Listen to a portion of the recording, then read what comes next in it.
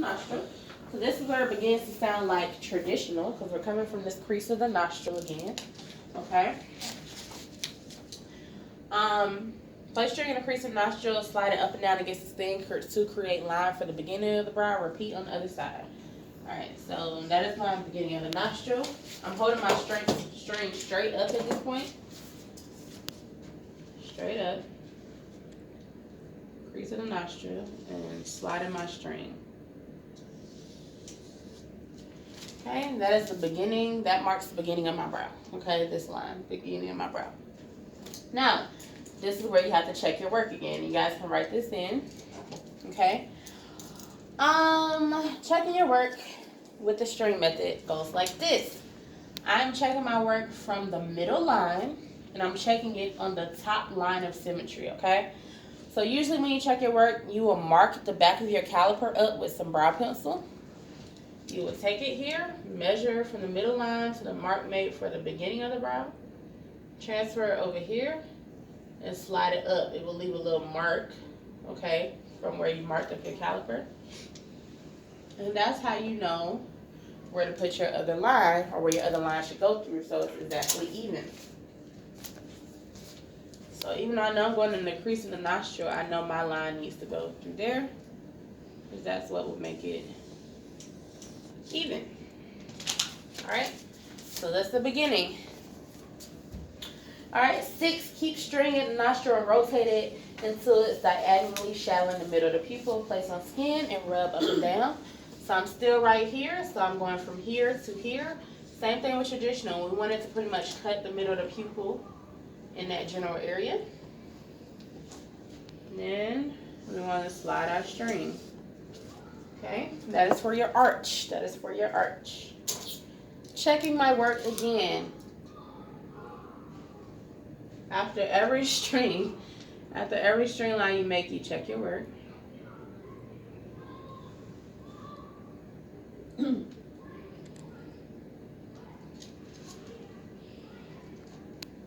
When you get to that arch point, you have to have them open their eyes so you can see the pupil. But once you make this, that means they don't have to open their eyes again. You just know where your line needs to cut through.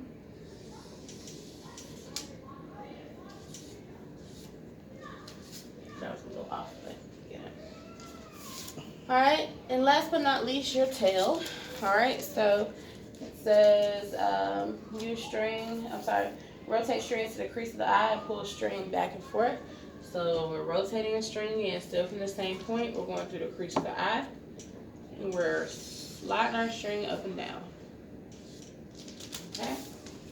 Usually I just go over here and do the same thing because most people's eyes should be even. But you can check your work for the string. For the tail part. So you can check from here to here. Because usually by the time you get here, it'll be too long. It'll be too far away from the middle line. Okay? So you have all your lines. Now, when you get to this point, this is it. This is where it gets super easy. This is where you can make a shape with no problem because you have all the lines there you need to make a shape. Now, if they don't have brows, this is where it can get confusing because you're like, okay, all I just see is a bunch of lines. I don't know what I'm doing, but don't get confused.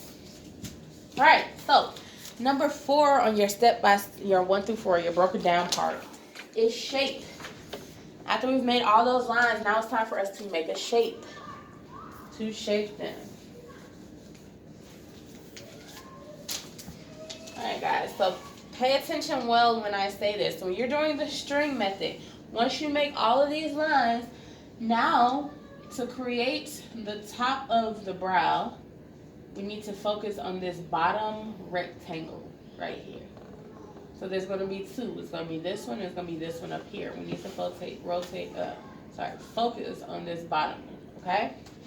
Now, to create the top of the brow, our string should start at the opposite brow. We're going to start at the bottom of the opposite brow. Is everybody with me? Okay. Then our string will cut through that triangle through the top of the brow we're making the line for. Then through the arch, the string needs to go through those 3 points, okay? So using my string,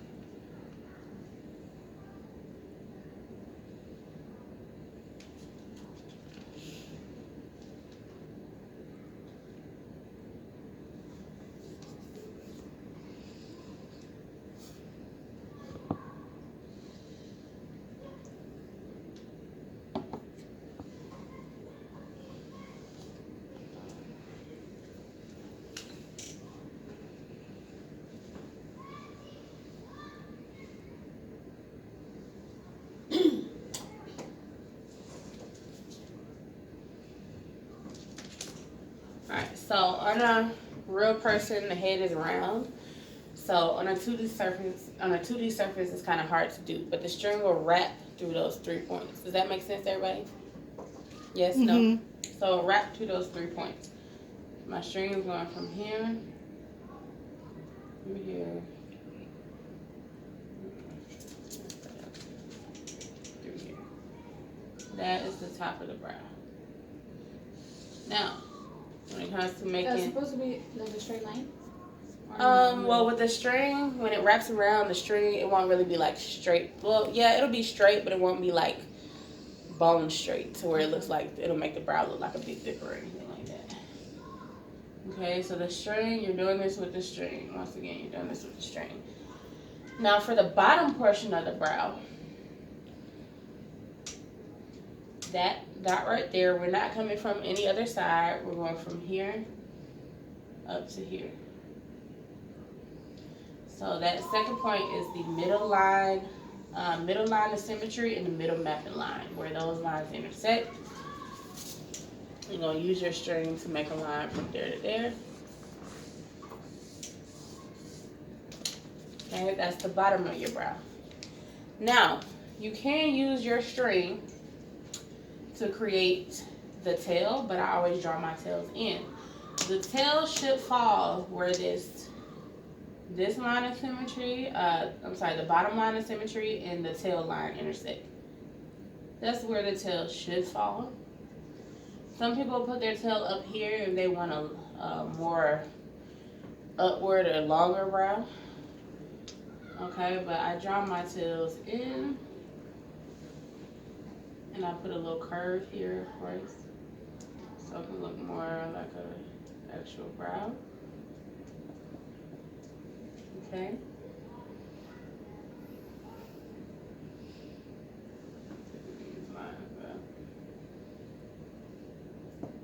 Okay, and that's how I create a brow with string method.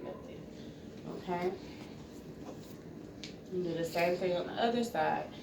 Now, how you know you got good symmetry is when you make your line on this side and it makes this star in the middle. Does everybody see that? When you have this star in the middle, that's how you know you got perfect symmetry. Now on our diagram, they didn't do the shaping lines, okay? So make sure everybody, if you didn't record this, make sure you get it from somebody. That's how you know you got good symmetry. Okay, with the string method, the cleanup rule still applies. However, the cleanup with string is a lot quicker because with the thread, these lines are going to be almost perfect. Okay, but that is that. Which one do you use most? I'll probably say I use string the most because it's the quickest. Okay. It takes me about 4 to 5 minutes to map somebody using string. Wow. Now, it won't take you guys that long today. Well, I mean, tomorrow when you do your model. When you start out, it can take you like 30 minutes. You know, the ideal time frame for a brow appointment is 30 minutes to map, 30 minutes to numb, and an hour to actually do it, okay? The quicker you get, the shorter that time is gonna get, okay? Every class is different. I always tell, I'm gonna say this. I don't know what was up in my Miami class. That was a rough class. And well, we had 9 girls, but I've had bigger classes than that, so I don't think it had to do with the class size. I think I just let them goof off too much.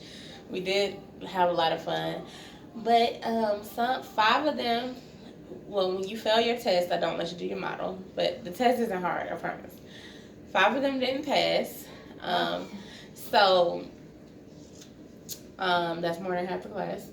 So I really didn't let them do their model. I let them brown map just to practice since their models were there. And some of them couldn't even get the mapping done in the 4 hours.